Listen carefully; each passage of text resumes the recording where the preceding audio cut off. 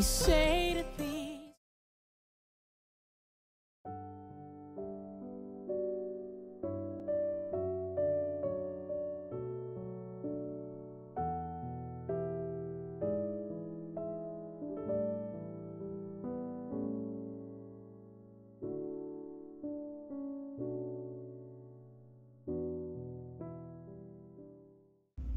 예수님의 공생애를 전체를 걸쳐서 가장 많은 구원의 기회를 또 가르침의 기회를 받았던 사람 중에 한 사람들이 바로 바리새인들입니다.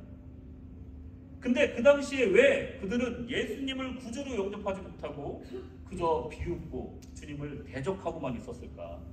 예수께로 오지 못하고 있었을까? 왜 그 고를 넘어오지 못했을까? 그 구렁이가 무엇인지 그 근본적인 이유를 우리 주님께서 말씀해 주시는데 그것 딱 두 가지였습니다. 첫째로 돈을 좋아하는 자들이다. 둘째로 스스로 옳다하는 자들이다. 14절 15절에 그렇게 나옵니다. 돈을 좋아하는 자들이다 이렇게 나옵니다.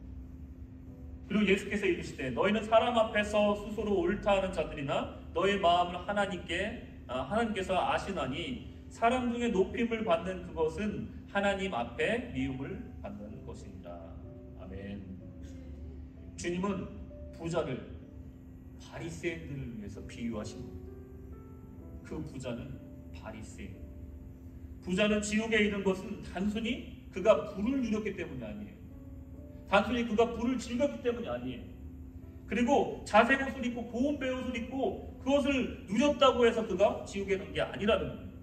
그는 그 부에 취한 사람이었기 때문에 지옥에 간 겁니다. 그것이 다른 사람과의 사이에 크고 깊은 골을 만들었기 때문에 주님과 깊은 골을 만들었기 때문에 그 골은 너무나 넓고 건너편이 보이지 않을 만큼 넓어서 물리적인 거리는 그저 안방과 현관문에 지나지 않지만 이 거지와 부자의 거리는 영적으로 엄청나게 넓고 깊은 골을 만들고 있었다는 겁니다. 조금만 영적으로 깨어 있었더라면 그 안방에서 현관문으로 나가서 그 거지의 상태를 봤을 거라는 겁니다. 내 눈앞에서 누군가 굶어 죽어가고 있고 온몸이 헐어 개들이 핥는 지경이 되어도 알 수 없는 영적 상태, 동정심이나 공감 능력이 마비된 상태, 곧 영적으로 죽은 상태와 같은 그 상태로 살다가 그대로 지옥에 간 겁니다. 이 비유의 말씀은 백성들의 고열을 짜서 자신의 배를 불리고 종교임에도 불구하고 불의한 재물을 축제하는 것을 부끄럽게 여기지 않았던 자들이 바로 당시 종교 지도자고 정치가 되었다는 겁니다. 그리고 백성들은 그들의 종교적, 사회적 위력 앞에 거지 나사로처럼 무력했다는 것을 보여줍니다. 또한 말씀과 제사에 열심을 가졌던 그들이 아무런 성찰도 없이 스스로 의롭게 여겼다는 것에 대한 예수님의 통렬한 지적이라는 거예요. 나는 신앙생활만 잘하면 돼. 그러면 나는 의로운 사람이야. 나는 열심히 신앙생활만 하면 돼 라고 생각하면서 세상에선 다르게 살아버리는 그런 모습을 지적하는 것입니다. 로마서 10장 1절에서 2절에 보시면 이렇게 얘기를 하십니다. 형제들아 내 마음에 원하는 바와 하나님께 구하는 바는 이스라엘을 위함이니 곧 저희를 구원을 얻게 합니다. 내가 증거하노니 저희가 하나님께 열심히 있으나 지식을 쫓은 것이 아닙니다. 이스라엘 백성 특히 이 종교 지도자들은 열심은 있으나 하나님에 대해서 정확히 아는 지식이 부족했다는 거예요. 이것은 이성적인 지식을 말하는 게 아닙니다.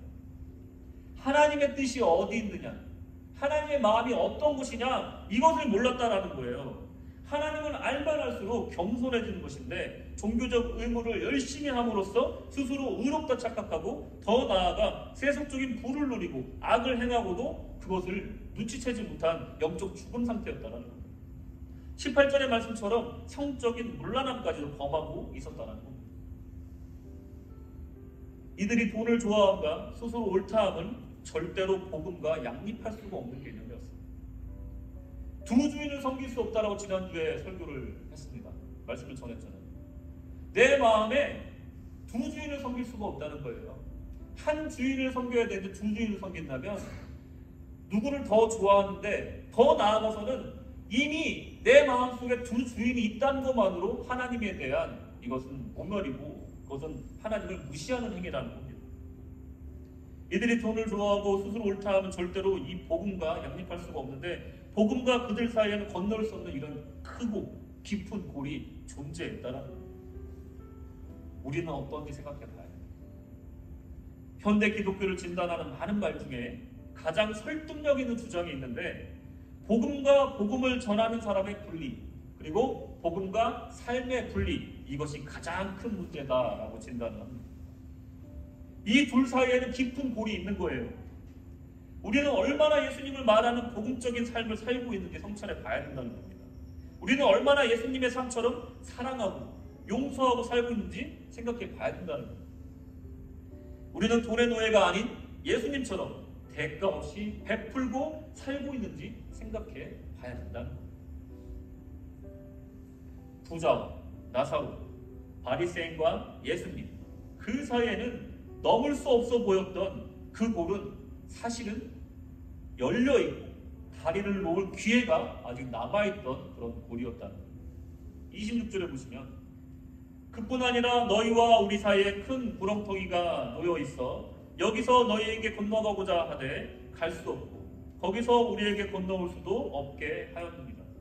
이것은 천국과 지옥 사이에 있는 그런 골인데, 우리가 살아있는 동안에 있는 그 골들은 우리가 충분히 메꿀 수 있는 기회가 주어졌다라는 겁니다.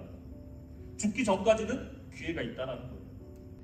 우리의 영혼의 구원을 위해서 해야 될 일을 말하지만, 저는 여러분께 오늘 말씀드리고 싶은 말씀은 오랫동안 묵혀두었던 증오의 관계, 미처 보지 못했던 나의 이웃의 어려움을 돌아보라는 하나님의 메시지라고 저는 확신합니다. 칼 포퍼의 책 인생은 문제 해결의 연속이다라는 책을 마지막으로 소개하고 설교를 마칠까 합니다. 역경 앞에서 취해야 되는 두 가지 태도가 있다고 합니다. 첫째는 문제를 묵인하고 외면하는 것, 둘째는 문제를 직시하고 해결점을 찾으려고 시도하는 것. 문제를 묵인하고 외면하는 태도는 반드시 불행으로 이어진다라고 칼 포퍼는 얘기를 합니다. 부자의 후회를 교훈 삼아 오늘 우리에게 주어진 하루라는 기회를 헛되이 보내지 말고 크고 깊은 골 사이에 두고 있는 사람이 누구인지 성찰해 보시기 바랍니다. 반목하고 증오하는 사람이 있을 수도 있습니다. 내가 오랫동안 무시하고 또는 미워했던 사람일 수도 있습니다. 내가 외면하거나 미처 발견하지 못한 내 이웃의 어려움일지도 모릅니다. 또한 내가 놓쳐버린 깨달음의 기회, 또 하나님의 메시지와 사명이 무엇인지 깊이 묵상해 볼 필요가 있습니다. 그리고 기도하십시오. 그리고 용기 내서 그 크고 깊은 골을 넘을 기회를 가지십시오. 그리고 주님께 뛰어넘을 힘을 달라고 다시 한번 간구해 보시기 바랍니다.